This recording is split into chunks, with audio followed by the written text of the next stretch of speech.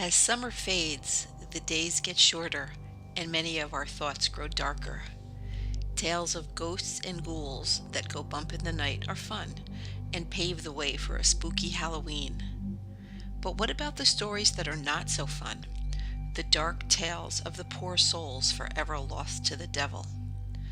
Possession, the state of having, owning, or controlling something, or domination by an evil spirit, has been commercialized by Hollywood and written about endlessly in books like The Exorcist and The Exorcism of Emily Rose.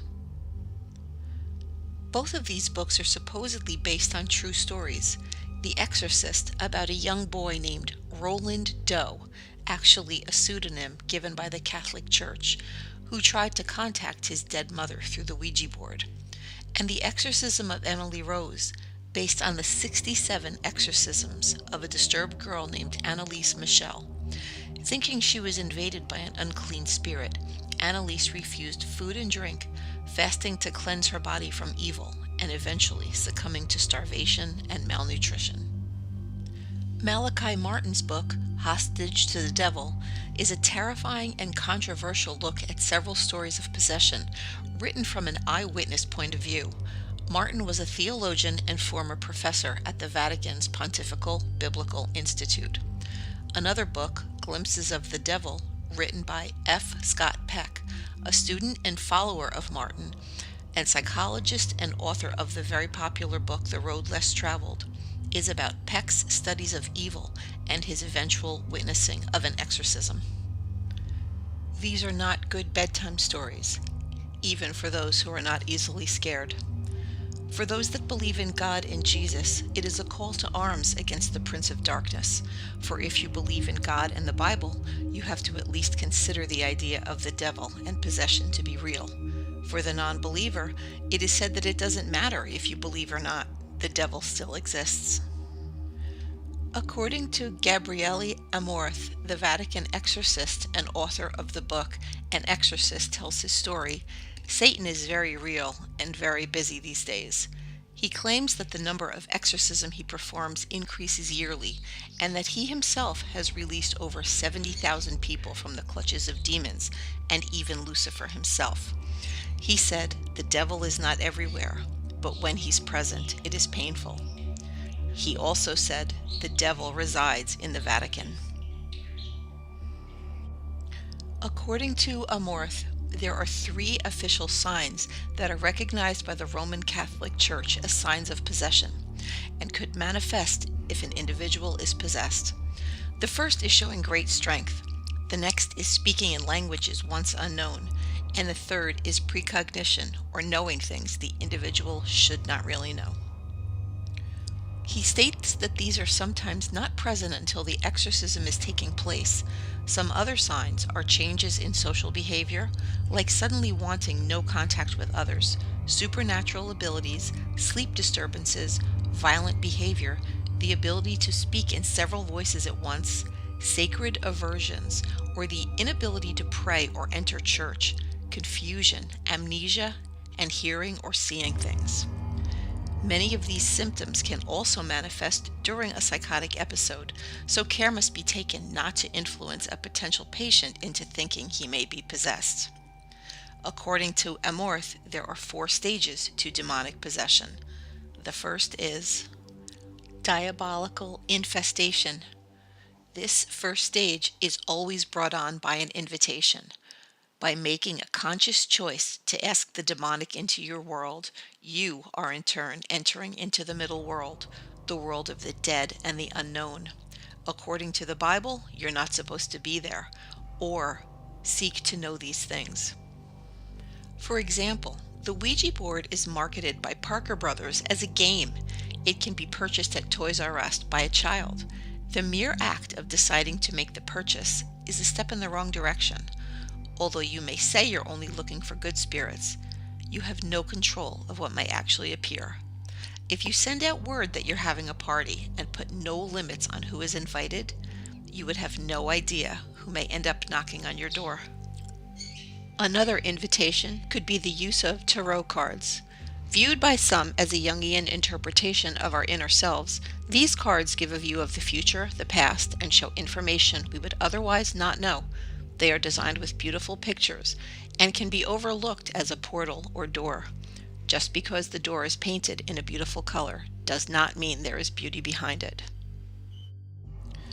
Although infestation is considered the least troublesome of the steps to possession, there are some signs to watch for. A constant feeling of unease or of being watched may trouble you. You may start to see shapes or shadows move out of the corner of your eye, or feel like someone touched you lightly. Your sleep may be interrupted, many times at 3 a.m., since 3 is a mocking of the Trinity. Jesus was crucified at 3 in the afternoon also, another inversion. Unease is the word here. As the sun goes down, you'll have a terrible feeling that something is about to happen. You'll be afraid to look at your reflection in the mirror if the room is slightly dark. You may hear voices you can't understand, or while you're in the shower.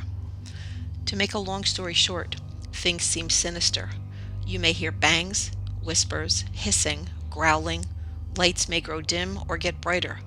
You've made a bad choice and a wrong turn. Go back now. If you have allowed the demons to win the first stage of the fight, you will enter the next phase, demonic oppression. Although you're not possessed, you have allowed another level of evil to occur. The fight against evil will occur daily now, and what feels like bad luck or karma, or the universe being out to get us, may be demons, according to Amorth. As our psyches are becoming more and more broken, we feel defeated, and in turn stop caring. This phase, and the next phase, demonic possession, have been called boring by priests and psychologists who have witnessed individuals as they become possessed. They are ill, exhausted, angry, and at a loss for what to do. Boring because it is repetitive. The individual doesn't know how to help himself and just repeats the same mistakes and depressing, dark actions over and over. It is at this stage the person gives up and grants the damning permission. Stage 3, demonic possession. The possessed person is many times unable to control his mind.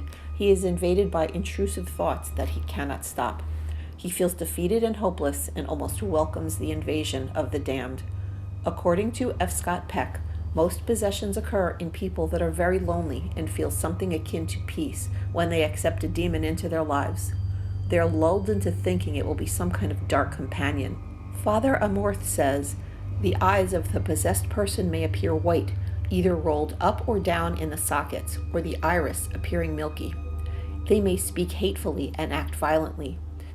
They experience periods of amnesia where an always hateful entity takes over. After they rouse from these fits, they seem normal and can work and live normally with no memory of the episode. If a person is perfectly possessed, they may show no signs of malevolence. They are not repulsed by the holy. They can go to church and show no further signs of possession. The individual is now completely under control of evil, and there is no will left of the victim's own. Salvation is unlikely. If someone willingly becomes a Satanist, practitioner of black magic, or demon worshiper, the first 3 stages of possession may not happen. The devil doesn't have to fight for what is already given to him.